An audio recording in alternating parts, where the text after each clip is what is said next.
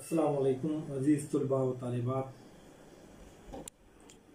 इससे पहले की वीडियो में हमने अपने निसाब से वाक़फ़ियत हासिल की थी। निसाब में हमारा जो निसाब है वो उर्दू नस्ब पर मुश्तमिल है। इस निसाब में हमने अदब की जो क़दीम तरीन असनाफ़ हैं, नस्वी असनाफ़, उनको शामिल किया है। अदब के क़दीम तरीन असनाफ़ में, नस्वी असनाफ़ में दास्तान का शुमार होता है। अदब का मकसद होता है क़ाराइन को, पढ़ने वाले को मसरत और खुशी पहुँचाना। ये बुनियादी मकसद। अदब पहले अदब है, बाद में सब कुछ है। यूँ तो अदब में मुख्तलिफ़ तहरीकें वक्तन फ़वक्तन वजूद में आई और अदब की तारीफ़ को, उसके धारे को मोड़ने की कोशिश की। किसी ने कहा कि अदब मसरत का ज़रिया है, किसी ने कहा नहीं, अदब मकसदियत का ज़रिया है। अदब को मकसदियत में दाखिल करने की कोशिश की और वो तहरीकें, जिसको हम तरक्की पसंद तहरीकें, मार्केसी तहरीकें कहते हैं, वो अपने ज़ोर से चली, ज़ोर और शोर से चली, अपने वजूद को बरकरार रखी, अपने वजूद को का एहसास दिलाकर वो तहरीकें चली भी। अदब का पहला मकसद होता है क़ारी को खुशी पहुँचाना, पढ़ने वाला उससे मसरत हासिल करना। जब तक किसी शय में इंसान को दिलचस्पी नहीं रहती, तब तक उस चीज़ में वो अपनी दिलचस्पी का इजहार भी नहीं करता, अपनी पसंदीदगी का इजहार भी नहीं करता। लिहाजा इंसान को मसरत और खुशी जब हम दिलाएंगे, किसी चीज़ से हासिल होगी, तो वो उससे अपने आप को वाबिस्ता करेगा। अदब का जो बुनियादी मकसद है यकीनन अदबियत ही है, मसरत ही पहुँचाना है, खुशी पहुँचाना है। बादअज़ा जब अदब अवाम का तर्जुमान बन जाता है और अवामी मसाइल उसके मौज़ूआत बन जाते हैं, तो फिर अदब के अंदर अदब की जो असल तारीफ़ है वो कहीं ना कहीं मजरूह हो जाती है, उसको उससे नुकसान पहुंचना शुरू हो जाता है। बहरकैफ हमारा मौजू अदब की मुख्तलिफ तहरीकात नहीं है इस वक्त, बल्कि हमारा इस वक्त का अहम मौजू है नसरी अदब की वो सबसे क़दीम तरीन सिन्फ, जिसे हम दास्तान कहते हैं। अज़ीज़ तलबा व तालिबात, दास्तान का जब हम नाम लेते हैं तो ये बात तो हमारे समझ में आ जाती है कि यकीनन दास्तान से मुराद कोई किस्सा, वो कहानी हो सकती है और है भी, क्योंकि इंसान की फितरत में शामिल है। बच्चा जब छोटा होता है तो वो अपने दिल बहलाने के लिए बड़ों के पास बैठता है, जैसे अपने रिश्तों में दादा दादी, नाना नानी, फूफी, वालिदैन वगैरह के पास शाम में बैठता है और उनसे कहानी का मुतालबा करता है, कहता है कि कोई अच्छी सी कहानी सुना। यानी बचपन से इंसान की फितरत में शामिल है कहानी सुनना। क्यों है? क्योंकि इंसान की फितरत ने कहानी को सुनना पसंद किया है और कहानी यकीनन इंसानी ज़िंदगी में बहुत ज़्यादा अहमियत भी रखती है। अब आप अंदाज़ा लगाइए कि मैं ये क्यों कह रहा हूँ कि कहानी इंसानी ज़िंदगी में बहुत ज़्यादा अहमियत रखती है। वो इसलिए कि बच्चों की तरबियत इंसानी ज़िंदगी में एक बुनियादी अहमियत रखती है। जब बच्चा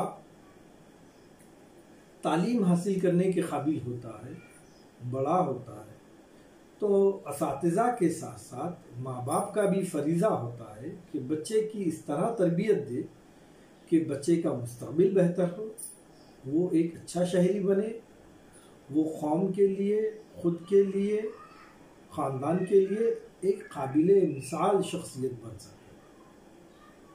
ہم یہ دیکھتے ہیں کہ بچوں کو جب ہم اچھی باتیں، اچھے واقعات، اچھی کہانیاں سناتے ہیں تو ان کہانیوں سے، ان اچھے واقعات سے وہ درس لیتا ہے، سبق لیتا ہے، اور ان کہانیوں میں کے اچھے کرداروں کو اپنانے کی کوشش کرتا ہے، اچھے کردار کی زندگی کو وہ ایکسیپٹ کرتا ہے، قبول کرتا ہے، اور اس جیسا بننے کی وہ کوشش کرتا ہے۔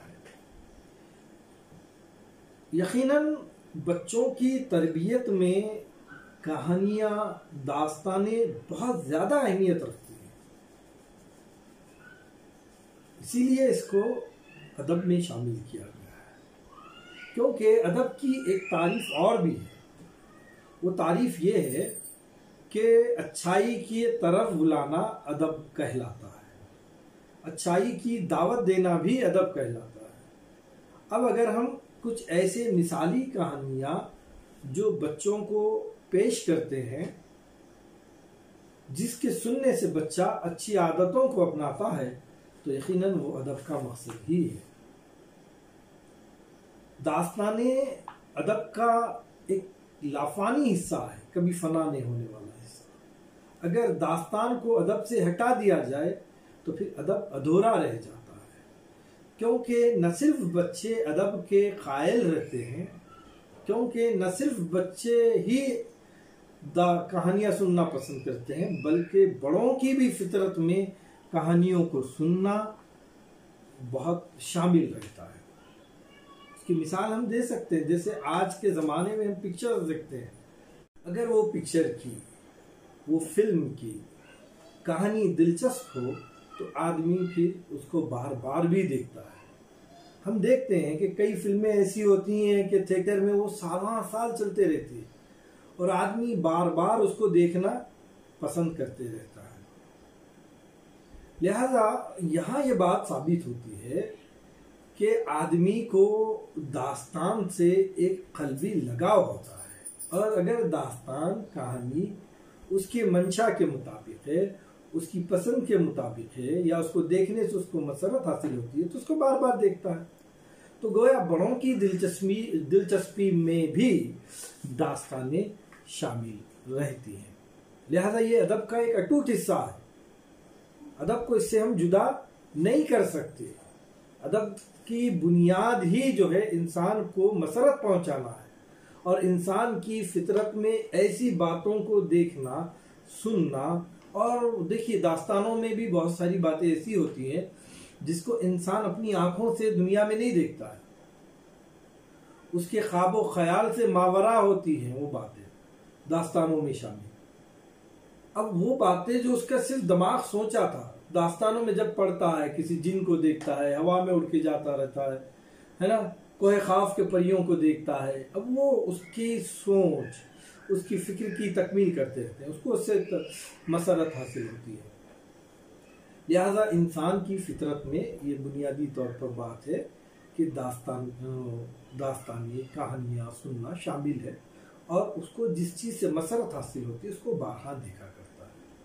اور داستان اردو ادب کا ایک لافانی جز ہے۔ اب داستان کسے کہتے ہیں؟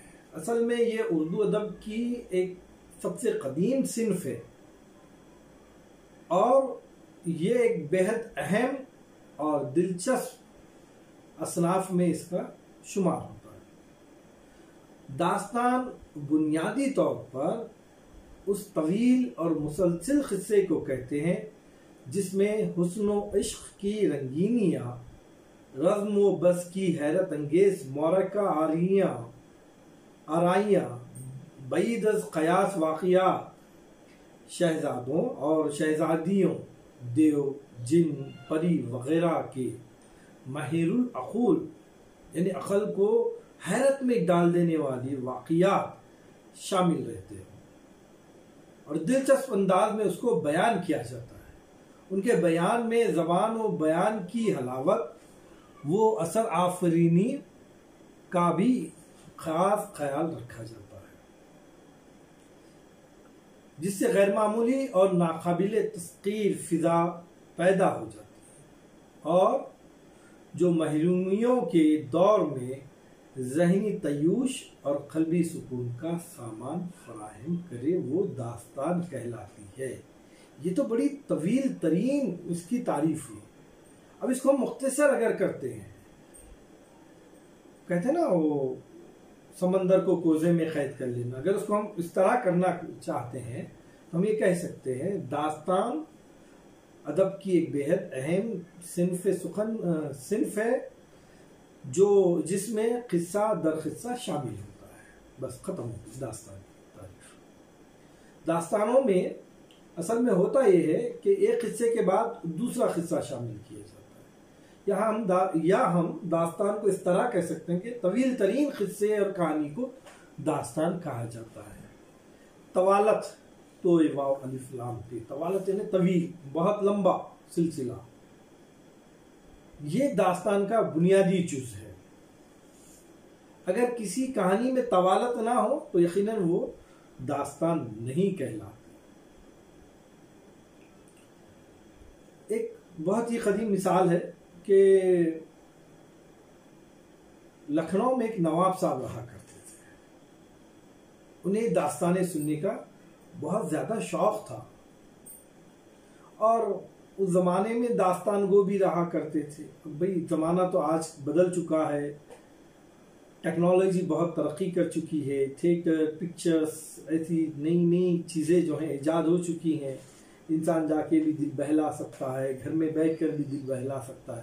لیکن اس دور میں یہ سب چیزیں چونکہ ایجاد نہیں ہوئی تھی تو لوگ اپنے دل کو بہلانے کے لیے الگ الگ ذرائع پیدا کر لیتے تھے۔ نواب صاحب کو داستان سننے کا شوق تھا، تو داستان سننے کے لیے وہ ایک داستان گو کو رکھ لیے تھے، داستان کہنے والے کو رکھ لیے تھے۔ داستان کہنا بھی ایک بہت بڑا فن ہے، داستان کو پیش کرنا بھی ایک بہت بڑا فن ہے۔ ایسا نہیں آپ کسی کتاب کی طرح لے لیے اور اس کو سرسری انداز سے پڑھ لے تو پھر سننے والے کو اس میں دلچسپی نہیں آتی ہے۔ تو داستان کہنا ایک فن ہے۔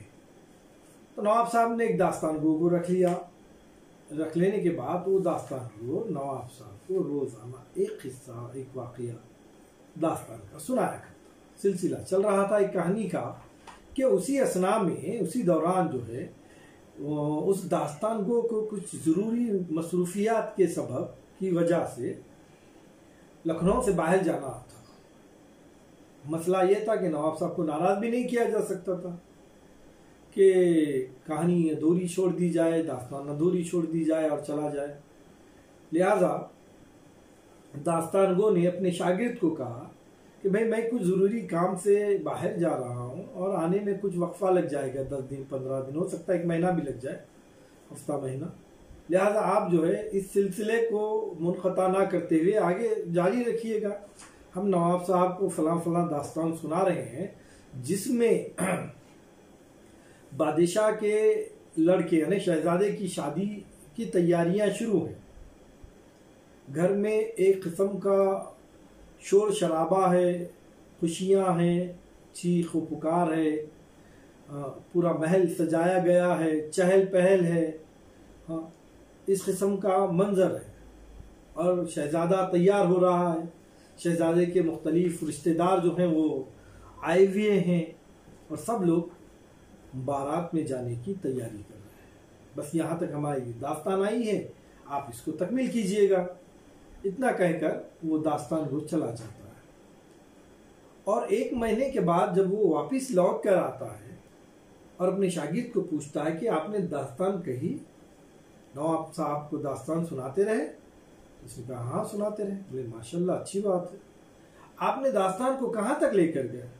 تو اس نے کہا کہ آپ نے تیاریوں کے عالم میں چھوڑا تھا، میں نے شہزادے کو تیار کیا اور تیار کر کے اب بارات نکلنے کے لیے نوشہ چوکھٹ پر آ چکے ہیں۔ غور کیجئے گا تیاری کے عمل کو، یعنی دلہا تو تیار ہوگا اور نکل گئے بارات کے لیے، یوں کہا جا سکتا ہے، لیکن نہیں، بلکہ اس خوبصورت پیرائے میں ڈھال کر اس داستان گو کے شاگرد نے 1 مہینے تک اس داستان کو کھینچتا رہا، طوالت دیتا رہا کہ شہزادہ تیار ہوا اور اپنے دروازے کی چوکھٹ تک آئے. ابھی بیٹھیں گا، پھر بارات نکلے گی، پھر وہاں پہنچیں گی، پھر شادی ہوگی، اس کے لیے پتہ نہیں کتنا وقت درکار ہوگا.